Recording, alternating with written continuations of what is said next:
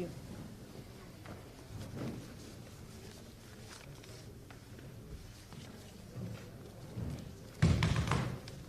So a very warm welcome, everybody, to this press conference. We're very grateful that so many of you could make it on short notice. As you all know, this has been a somewhat improvised program this year.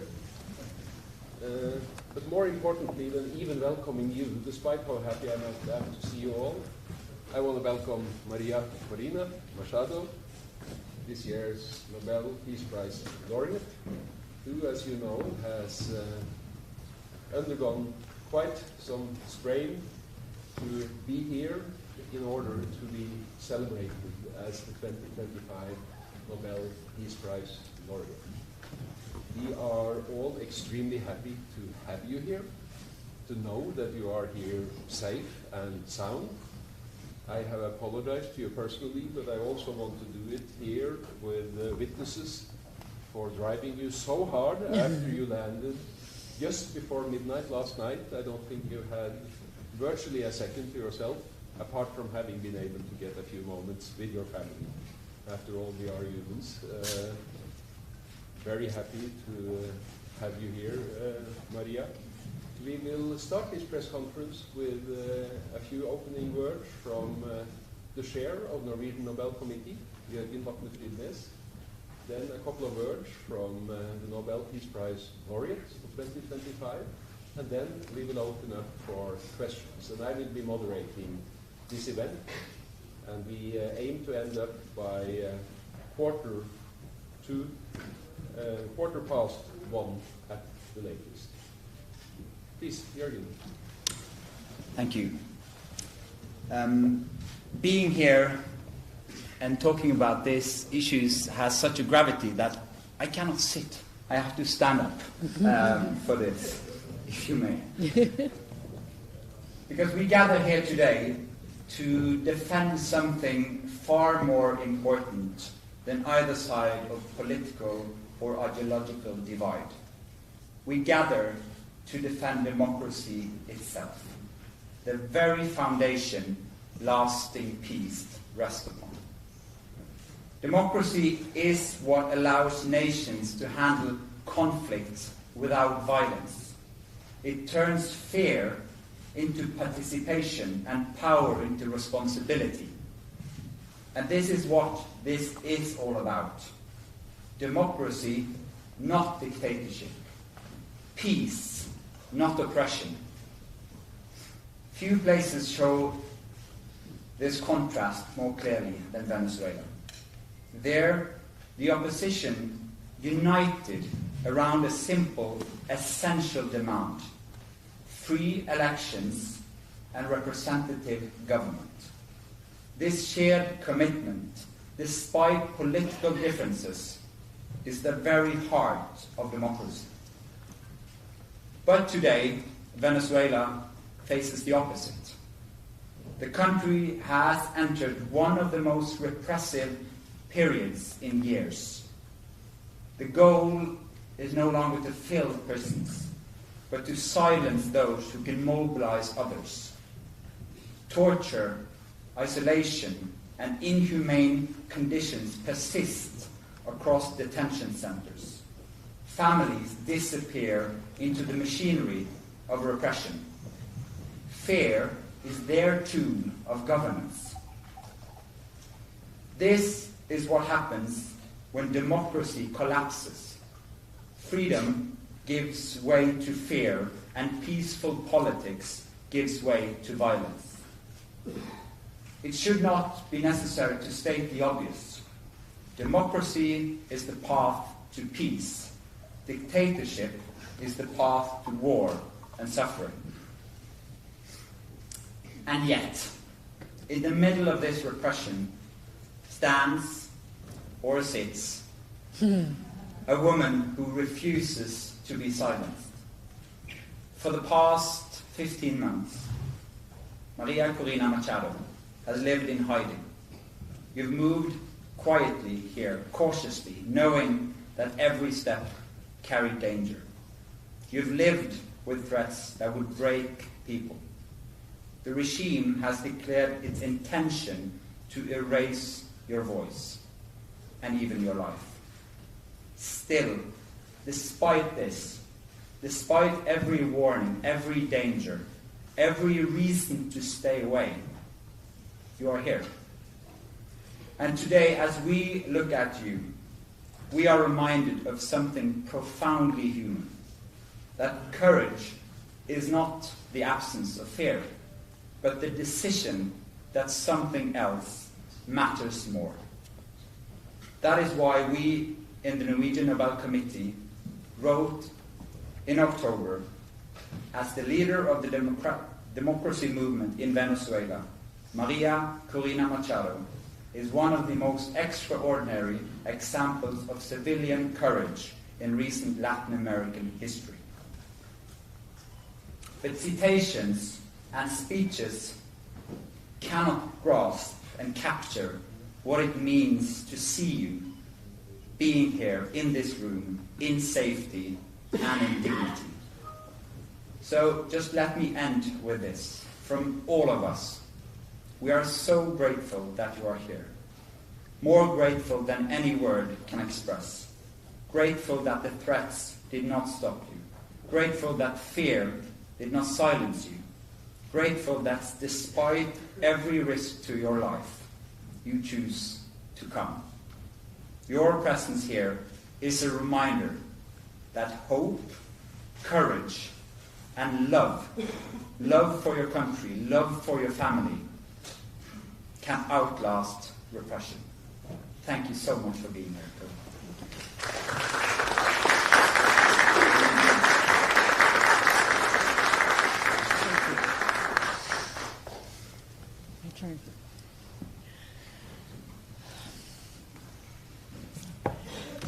I will start by thanking you all, every one of you who's here today. I've met these last hours Venezuelans that have come so far away as Saudi Arabia, Japan, Chile, Canada, people from all over our country, and they're proud to say so. I'm so glad to be able to see you and meet you again, Edmundo and Mercedes. We're so proud of you, and so looking forward for what we're going to do together very soon for our country. Seeing friends, colleagues that I have not seen in the last 8 or 10 years, but that have stand firm all around the world, closer every day to Venezuela. Nor distance or time have broken that profound link to your country. And everybody says they want to come back. Everybody that I've met in the streets of Oslo say they are preparing their bags to come back home, to build a nation that we'll be so proud of, and that we will always tell our children what this generation has done. I am so grateful, and I have to say it here, to the people that made it possible, men and women, that I could have arrived here today. To all of you, my friends, Venezuelans, know, because I've said this before, that every single day of my life I ask myself where I'm most useful to our cause. And when I make that decision consciously, that's where I have been. That's why I've stayed until recently in our country. This day, I had to be here. And it wasn't easy. Sometimes it looked impossible. But so many times we've been told what we wanted to do was impossible. And we have done it. So being here today is a proof of what the Venezuelan people's will and courage and love is capable of achieving.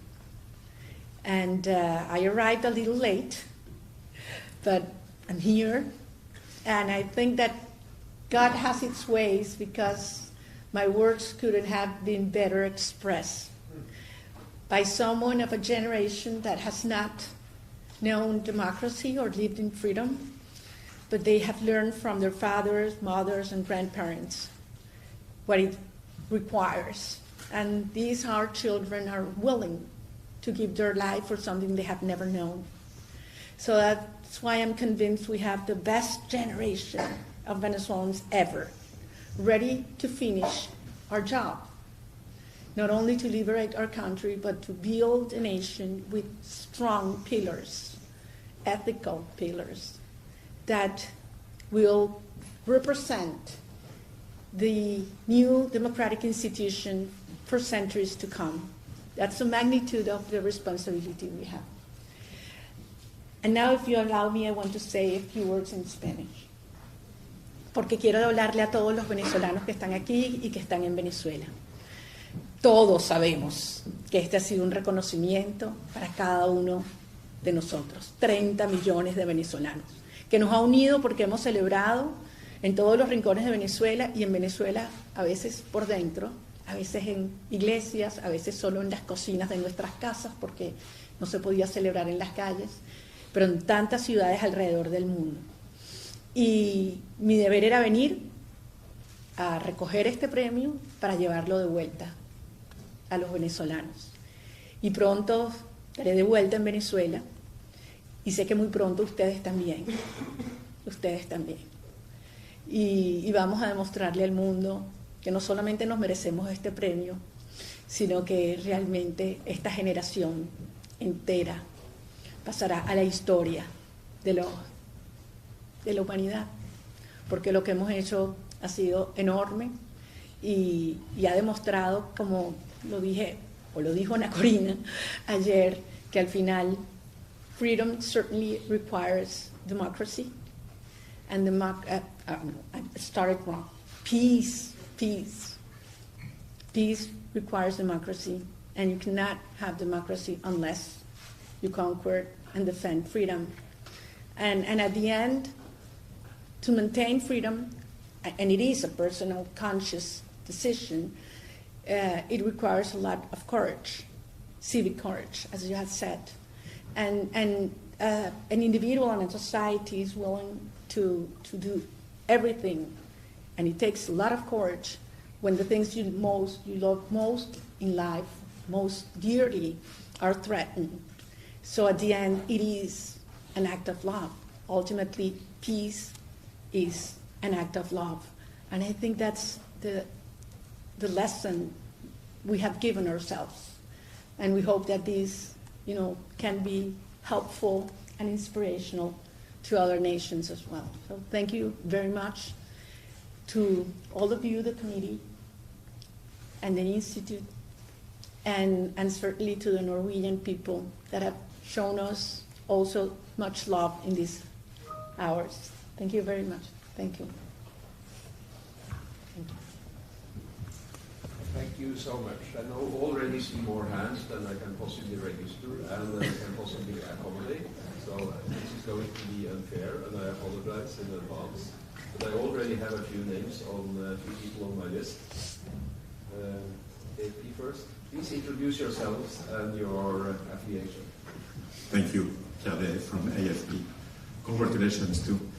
I realize that you cannot say much about the circumstances under which you left your country, but could you say at least if you have the feeling that the Venezuelan authorities have tried to hinder you from attending the Nobel ceremony? Have tried to prevent you from attending the Nobel ceremony yesterday, and to which extent did you benefit from help from the US authorities? Thank you. Thank you. Well, for the reasons you mentioned, I cannot give details because these are people that could be harmed. Certainly the regime would have done everything to prevent me from coming. They did not know where I was in hiding in Venezuela, so it was hard for them to stop me. It was rude, nonetheless. And yes, we did get support from the United States government to get here. Thank you. And I have to ask everybody to limit yourself to one question. And not follow Pierre's example of sneaking two questions into one. That's an old, well-known trick, and it did work in this instance. It may not work again. Please, with light hair there, yes.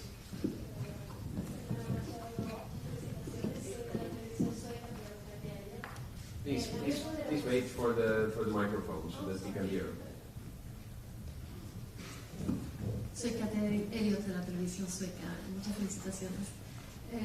La meta de la oposición venezolana es la transición democrática y la salida del poder de Nicolás Maduro. ¿Considera usted que en algún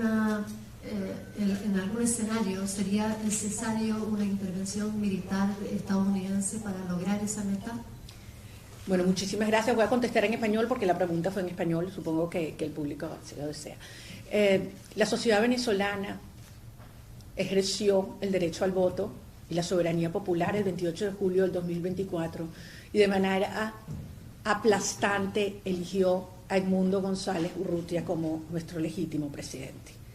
La sociedad venezolana ha dado todo por una transición en la democracia, en orden y en paz. Quien nos ha dedicado la guerra a los venezolanos ha sido el régimen de Maduro, que ha sido calificado como terrorismo de Estado por la Comisión Interamericana de Derechos Humanos y Crímenes de Lesa Humanidad por las Naciones Unidas. El régimen de Maduro se apoya en regímenes totalitarios de otras partes del mundo para atacar y dañar a millones de venezolanos.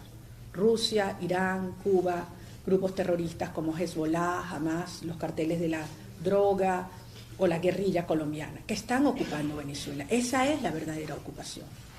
Nosotros le pedimos al mundo, sí, ayuda para bloquear el ingreso de estos recursos que provienen de actividades ilegales, que es lo que soporta la estructura represiva del régimen.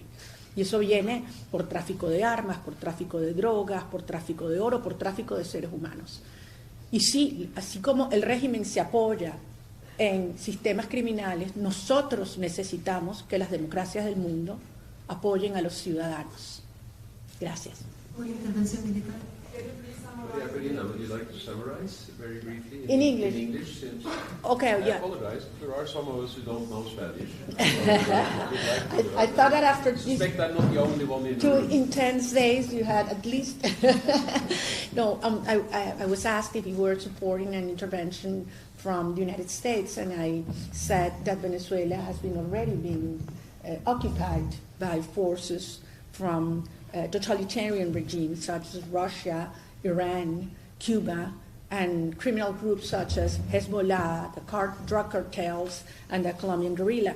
And as the regime seeks support and gets support from these totalitarian regimes, we, the Venezuelan people that have tried every single, institutional means, ask support from the democratic nations in the world to cut those resources that come from illegal activities and support of repressive approaches. And that's why we are certainly asking the world to act. It's not a matter of statements, as you say, it's a matter of actions. Please, then the woman with the light hair and the yellow cheese wrap. Look in the back, please. I'm not going to name you, even though I know some of you. Please introduce yourselves. Gladys Fouché from Reuters. Senora Machado, congratulations. Thank you. What is your reaction to the seizure by the U.S. Coast Guard of a crude tanker off the coast of Venezuela? Is it a necessary step to bring about change? Thank you. Well, it's connected with what I answered previously, because, as I said, the regime is using the resources, the cash flows that come from illegal activities, including the black market of oil, not to give food for hungry children, not for teachers who earn $1 a day, not to hospitals in Venezuela that do not have medicine or water, not for security. They use those resources to repress and persecute our people, to buy arms, to infiltrate the military or movements, to pay for those that commit crimes and repression, to maintain our friends and colleagues in prison. So yes, these criminal groups have to be stopped, and cutting the sources of illegal activities is a very necessary step to take. Please, with the green shirt there, just behind the previous. In the back, please. Hi, congratulations on this prize. My name is Heidi Skjeseth from Bloomberg News. I'm wondering about your plans after you leave Norway. Are you going on a tour in Europe? Are you visiting the US? What will you do before returning to Venezuela? Thank you. Thank you very much. I've been hearing several suggestions about that in the last hours and getting quite a few invitations. But to be absolutely honest, I'm taking one day at a time. There was great uncertainty if I was able to come. So I had not made many plans. So now that I'm here, I certainly want to spend a few hours with my colleagues, friends, and my children. I should make 1 or 2 visits to the doctors, different doctors. After all, it's been more than a year and a half. Certain things I should take care about. And yes, there are some meetings that I believe could be very useful that I do before I go back home. ¿Puedes repetir una español, Maria Corina, por favor? We are not accepting unsolicited questions. There is a moderator here. Please. I'll translate. They asked me if I could. They asked you? No, they asked us Okay. if I can repeat this question in Spanish. I think it's important. Thank you. Okay, that you're welcome to. Thank you. Got his I told you, Spanish. my Spanish is virtually non-existent. No, and as I told you, I'm learning how to deal with the Norwegians. Well, last night the police didn't want me to go out and say hello to the people, and finally we agreed. So it's a dialogue. Me preguntaron cuáles eran mis planes para después de la estadía en Oslo, y le decía a la reportera de Bloomberg que la verdad es que estoy llevando cada día a la vez. Al final no tenía la certeza de que yo vendría, y por lo tanto estoy pensando que es lo más útil para nuestra causa que yo debo hacer. Si quisiera estar algunas horas con mis hijos, con nuestros equipos, que después de todo tenía mucho tiempo sin verlos y hay mucho que trabajar, y siempre en persona se puede ser mucho más eficiente. También tengo que hacer 1 o 2 visitas al médico, y quisiera también tener algunas reuniones antes de regresar a Venezuela. Here in the dark shirt, yes. Thank you very much. My name is Monica Abuela. I am from Radio Latin America here in Oslo. And this prize has been... Able to speak up a little bit? Yeah, this prize has been very controversial here in Norway. Some people are very happy, the Norwegian society is very happy for you, but other part of the society is not so happy. They say that your constant calling for international intervention, and your rejection to participate in the dialogues with the opposition and the regime don't be aligned with the Norwegian, with the Nobel Peace Prize core principles. So for those people, for those Norwegian citizens that are not so agree with the committee, what do you say to them about take a dialogue as a path to restore democracy in Venezuela? Thank you. Thank you very much. Well, I have to say that many times in our journey, the truth has been very uncomfortable for some people. And we have paid a high price for telling the truth. And many times it would have been much easier and politically correct to keep in silence. But we decided to speak out. And it brought us sometimes pain and people that wouldn't understand our stances. But at the end, I think that holding to the truth, it's what creates trust, and that's the essence of what we're fighting for. So I respect other people's views, and I know that the situation in Venezuela is very complex. But this morning I had a great conversation at the Parliament, and there were representatives of every single political party in Norway. And I was so impressed to see how a society with institutions can work and passionately defend their ideas, but do it respectfully. And that's precisely what we want in Venezuela. That's what we're fighting for.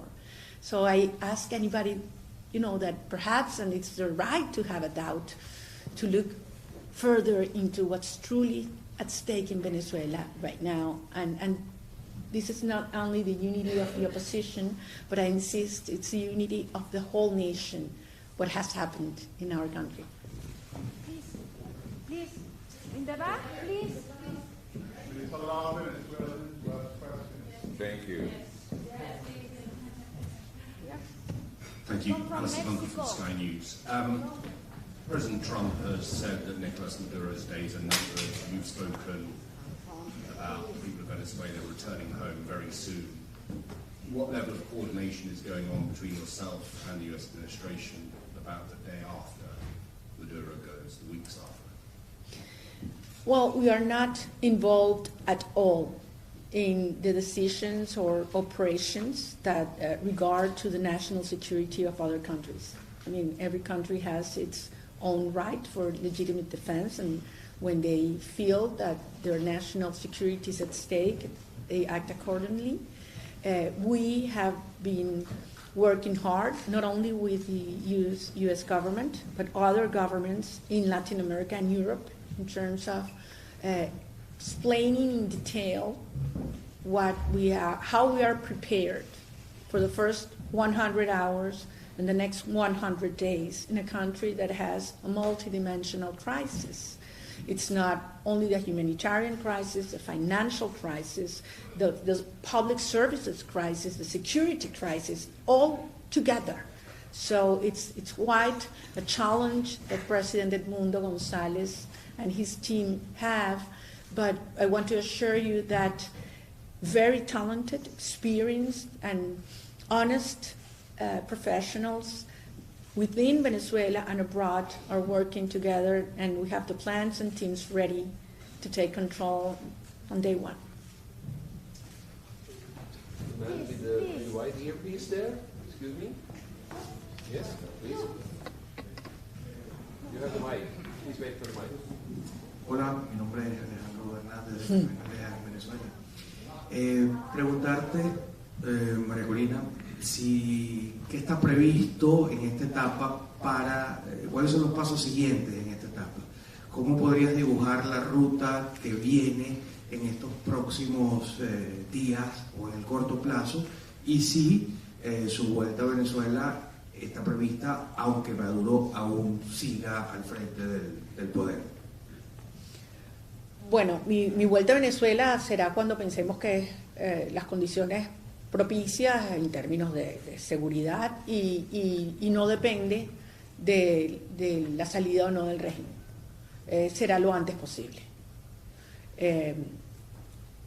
Lo que tenemos todos claro, Alejandro, es que hemos hecho un esfuerzo extraordinario en estos meses de persecución, así como innovamos en el crear el movimiento para triunfar en una elección absolutamente controlada por el régimen, en términos que yo creo que ningún otro país habría aceptado. También estamos ahora innovando en la organización de una sociedad que está bajo la brutal represión. Y esto ha crecido enormemente. El premio Nobel además nos ha dado una inyección de energía a la gente y se ha disparado aún más la gente que ha querido involucrarse.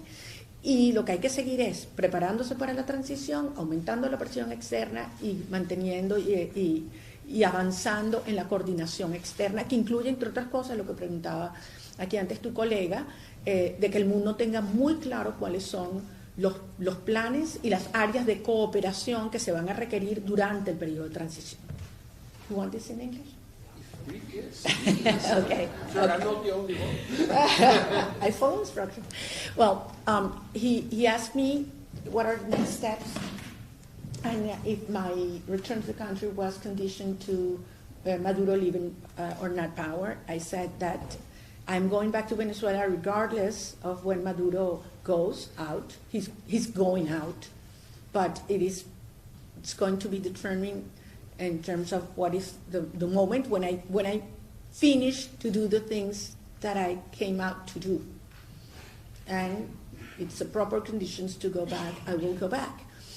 And the next steps include, keep on growing our citizen organization on in clandestinity, and organizing, the citizen movement to be ready when the moment comes, to keep on preparing our teams and plans for the first 100 hours and days, and certainly the coordination with the international allies, not only to finish this phase of our process, but in the transition process, which is going to be critical to have good cooperation with agencies and governments. This morning we were talking about this with your Prime Minister, and we are sure that we will get strong support from Norway, and we have a lot to learn from your institutions, the Energy Agency and other areas in which we will need to work from day one. With the grey cardigan, very close to the mic. Thank you, yes.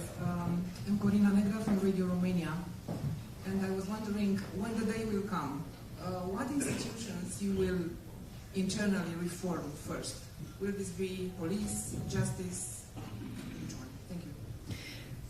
Thank you. That's a challenging question because the right answer would have to be all. Venezuela's institutions have been absolutely devastated. Of course, there is a priority, and the priority is always the people. But having said that, there are many areas that are connected. I mean, you cannot have a vibrant economy that creates jobs if you don't have rule of law. And nobody's going to invest in a country in which you don't have security for the people, for the workers, and so on. How do we choose between education and health and protection to the most vulnerable sectors? I mean, this all has to be addressed, and has to be addressed twofold. As the emergency dimension, because people need to feel in their bodies and souls on day one what the arrival of freedom means, on day one. And also on a second level, the profound reforms, transformations we need to do to build up this new institutional frame that will have to last for a long time. So we will need to work very fast on the security, police, and military side. We need to work very fast on the justice area. We need to put order in our economy and public accounts. We need to create conditions and incentives for international investment to come. And certainly the most important, we have to get the Venezuelan citizens involved and be co-responsible of everything that we're going to do. Thank you.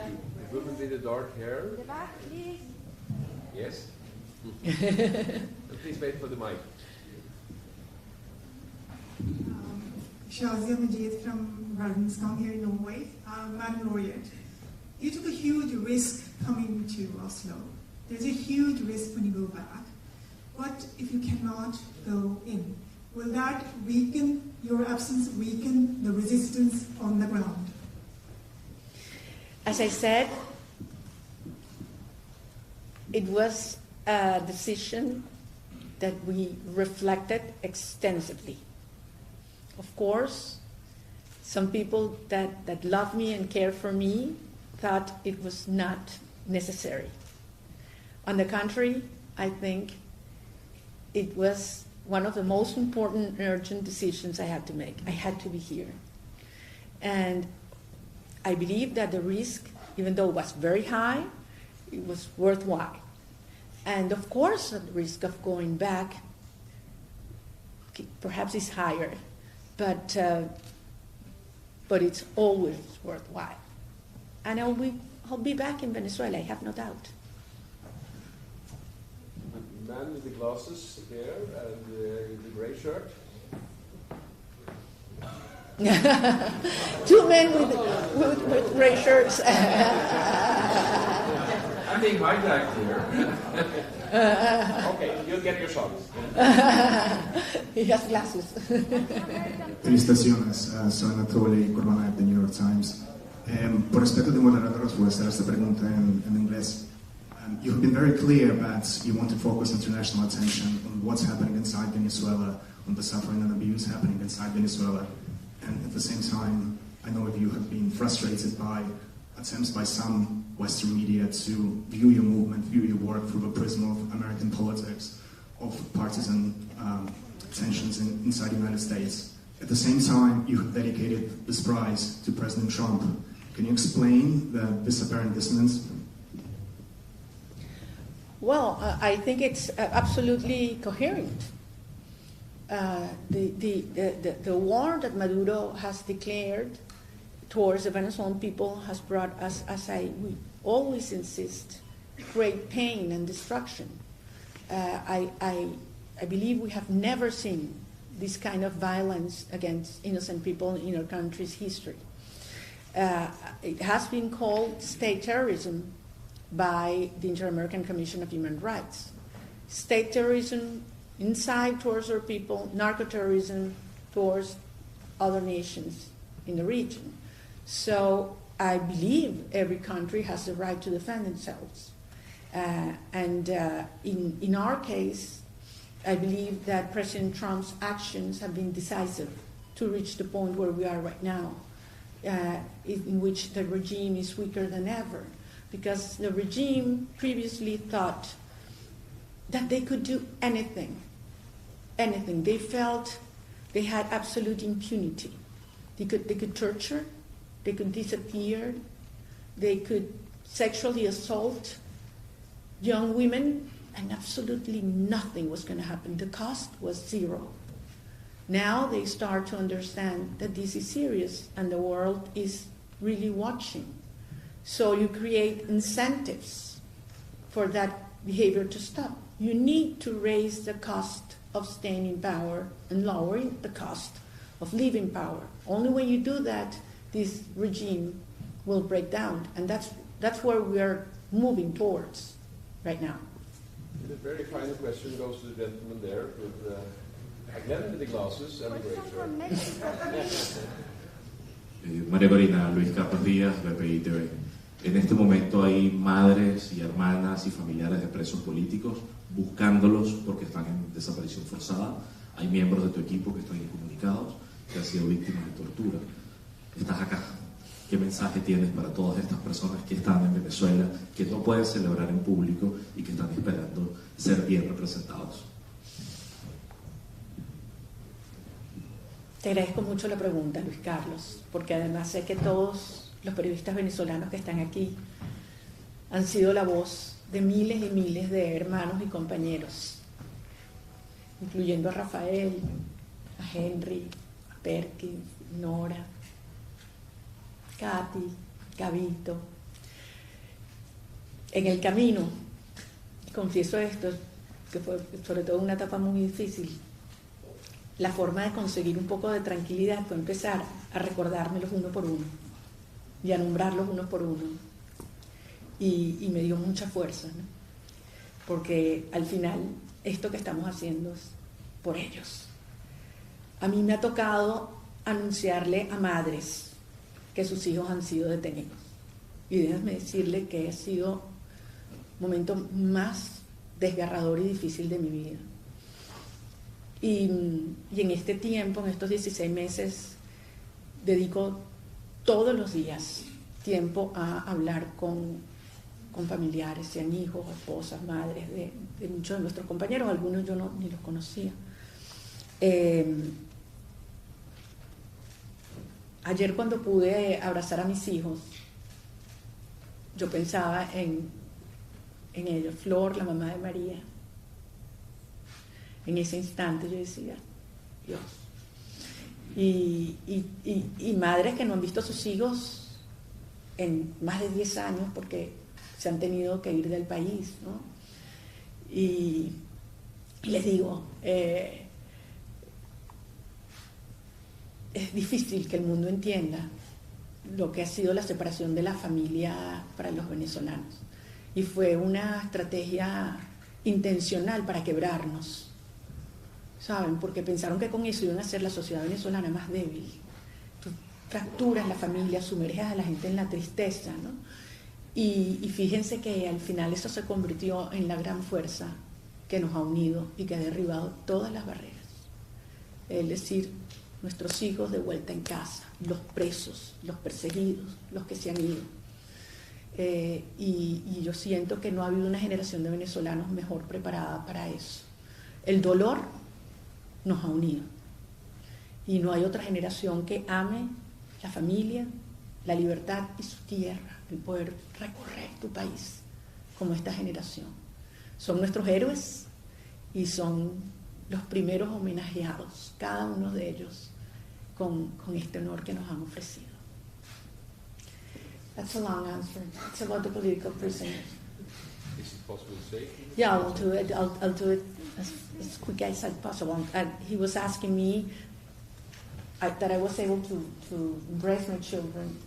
How do I think political prisoners feel? And I was telling them that on my way here, I was going through the names of our friends and colleagues that are currently under detention or disappeared, and remembering so many times I had to call some mothers to give them the news that their child has been taken by the regime, and that's one of the hardest moments I have gone through in my life. But what we're doing is precisely for that, so that every Venezuelan mother can hug their children in Venezuela very soon. And that's the reason why I'm here. And believe me, seeing you, each of you, has given me so much energy and strength, and I'm going recharged back home. Thank you. Thank you. Thank you, Maria. Mexico, please. Mexico here. I know I already said it was the last question, but I'm going to ask you, Maria, would you be comfortable with us extending this with a few minutes? Yes, of course. If you're comfortable with that, yes. We will exploit your seemingly unlimited. Even further. And we will still wind up before 5:30. So, again, a lot of people will not have the chance to ask their questions. I apologize for that. Please, I am the moderator, and unless there is discipline in the room, we will have to abrupt the session, and I hate to do that. So please bear with me. I know I'm not able, to be fair. It's impossible to register 100 arms at the same time and see exactly which one was a split second before the other one. We have one moon here at the front. Yes, please. The microphone will come your way. Hi, Maria Corina, Natasha Kenner from Chile, from Mega Noticias. I'm going to do a question in Spanish. Me gustaría saber su perspectiva latinoamericana. Hay muchos venezolanos que se han ido de su país. Chile ha recibido a muchos, es uno de los países que más ha recibido venezolanos. ¿Qué mensaje tiene para ellos y también para las autoridades, considerando que este domingo hay elecciones y podría haber un endurecimiento de las políticas migratorias? Gracias. Como dije antes, la migración ha sido uno de los procesos más desgarradores para nuestro país. Y tenemos venezolanos en todas partes del mundo.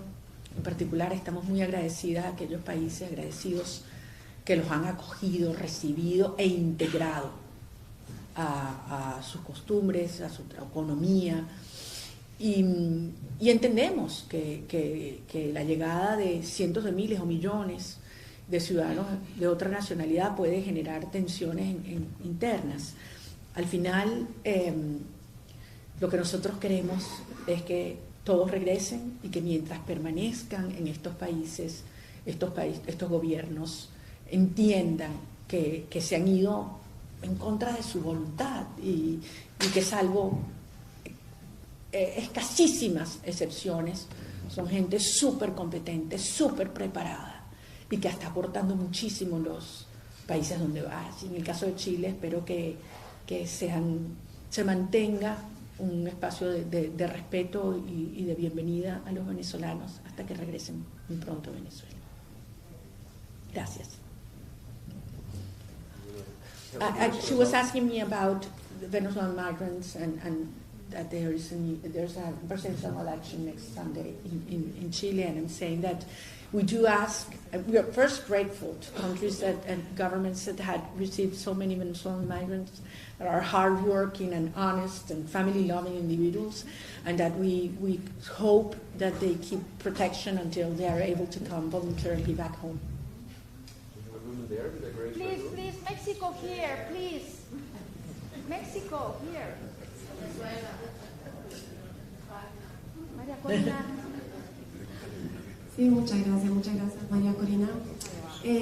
Soy Ingrid Fadez de Clase Campen. Hace una semana usted dio una entrevista a nuestro periódico y en esa entrevista usted afirmó que... déjame ver. Bueno, hago otra pregunta entonces. ¿Cuáles son sus aliados principales en Europa? Porque usted afirmaron la Declaración de Madrid y quería preguntarte, la Declaración de Madrid y esta unión de partidos políticos, ¿qué tan importante sea para tu proyecto político y para Adente Venezuela? Nosotros hemos logrado construir una coalición, un movimiento de apoyos internacionales, de partidos, de movimientos, de gobiernos, que va a todo lo largo del espectro, digamos, ideológico. Y nuestro presidente Edmundo González Urrutia ha sido recibido por presidentes, primeros ministros en Europa y en otras partes del mundo, de distinta orientación doctrinaria, porque al final se entiende que nuestra lucha está por encima de estas diferencias que son absolutamente legítimas y necesarias en una democracia, si tienen que ver con principios. No, parece muy lamentable que hayan algunos gobiernos que a esta altura en Europa no estén asumiendo la realidad y la naturaleza de lo que vivimos en Venezuela, pero hay otros, y hoy lo vimos aquí en el caso de Noruega, que llaman las cosas por su nombre y que están dispuestos a asumir la posición de la verdad, de los derechos humanos y del pueblo, que al final es quien eligió. Así que yo estoy muy optimista de que esta coalición internacional, ahora con el premio Nobel, se va a fortalecer y ampliar mucho más también. Maria Corina, we heard yesterday. I was going to give you the word. You are about to do so. Yeah, we heard the That was a president mistake. of We have the woman here in the yellow jacket first. I am sorry, but somebody needs to be the boss here. Hola María Corina, ¿cómo estás? Carla. Carla Angola de TVB Network. Quería si por favor podías ampliar un poquito sobre lo que dijiste del apoyo de Estados Unidos para tu salida de Venezuela. Si en esa agenda de la que hablas pudiera venir después de tus exámenes de aterrizar, ¿no?, a la vida de nuevo, si estás esperando una reunión con Trump. Y también preguntarte cuándo es el deadline, porque sabes que la prensa ha especulado mucho en Estados Unidos sobre si se le dio un ultimátum, sobre si lo había pasado, sobre si ya Trump le pidió definitivamente salir del país, sacar a su hija, a su hijo, a su esposa, a su mujer. Él pidió indemnizar o darle impunidad a 100 miembros de su equipo. Pero no estoy hablando de fechas, sino de hasta dónde se extiende esto, en el sentido de que ya estamos en el momento en el que Maduro debería tomar una decisión, ¿no? ¿Cuándo entonces, si no la toma, lo hacen los aliados? Esa es mi pregunta. Gracias, María Corina. Gracias, Carla. Yo también dije antes que vamos un día a la vez, y también he dicho muchas veces que yo no voy a especular sobre las estrategias o las acciones que tienen gobiernos extranjeros en materia de sus políticas de defensa nacional. Y desconozco si algún gobierno, en este caso el presidente de los Estados Unidos, tiene o no tiene un deadline. Nosotros vamos hasta el final. Esa es nuestra posición siempre. ¿Crees que la gente en Venezuela se desinfla por tu salida del país? Ajá, para terminar aquí, yo di la información que puedo dar, que conviene dar, ante una pregunta de si nosotros habíamos recibido apoyo del gobierno de los Estados Unidos para que yo pudiera llegar a Oslo, y la respuesta es sí. Y solamente para terminar la pregunta de más atrás, todo lo contrario.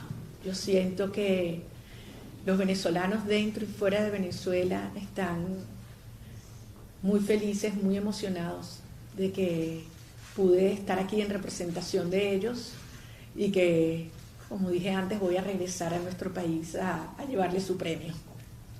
Ayer el presidente del Nobel, Maria Corina. Yeah,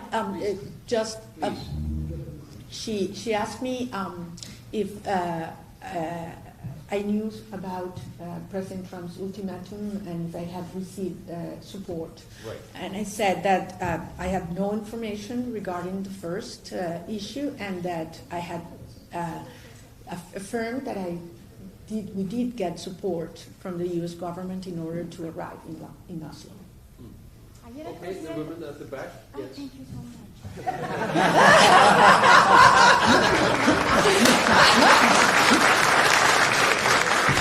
Perseverance. I don't want to this is the last question. We are now going to wind up.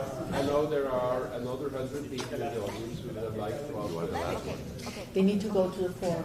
They have the activity. Ayer escuchamos al presidente del Nobel de la Paz que dijo: Maduro, step down, y reconoce el resultado de las elecciones. Lo dijo claramente. Entonces mi pregunta es: ¿cuál es tu mensaje para Maduro? Y si nos puedes compartir si tú quieres correr para la presidencia de tu país. Gracias. Gracias. Y te felicito por la perseverancia. Gabriela Sotomayor, México, Proceso. Soy corresponsal en Naciones Unidas y te vi hace muchos años y hemos corrido varios años con esta historia. Gracias. Al final, la decisión ha sido de los venezolanos. Los venezolanos logramos, en condiciones extremas, Gabriela, donde nadie creía que era posible, nos dijeron es una locura, es imposible, pudimos demostrar lo que nosotros queremos. De manera que aquí lo que nosotros estamos defendiendo y vamos a impulsar es la voluntad de los venezolanos. La segunda parte de tu pregunta fue sobre... sí, si voy a aspirar a la presidencia. One day at a time. Bueno, pero Primero lo primero. Okay, thank you very much. First of all, in English. Or she asked me if I was planning to run for president, and I said that one day at a time, and first come first. We're going to liberate Venezuela. Edmundo González Urrutia was elected president, and we will rebuild institutions so that we will have free and fair elections in which every Venezuelan inside and outside our country will have the right to vote without fear and with trust. And that's a sequence that will move ahead. We'll be the envy of the world. Sorry for saying that. We'll be the envy of the world with the electoral system. We'll have the judicial system. We have the educational system. We have the public health system. We'll have, and people will look and ask, "Oh, how did you do that? That was impossible." And we will have made it again, made possible what everybody thought was impossible. That's the Venezuelan style. Thank you. Thank you for your translation. I'm sorry.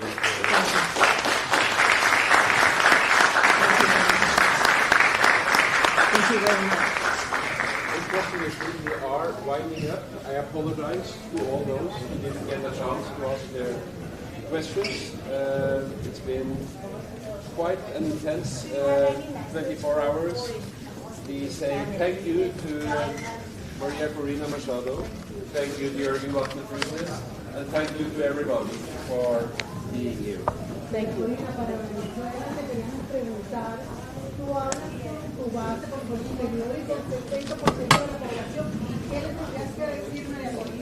A este porcentaje de personas que han seguido el gobierno al chavismo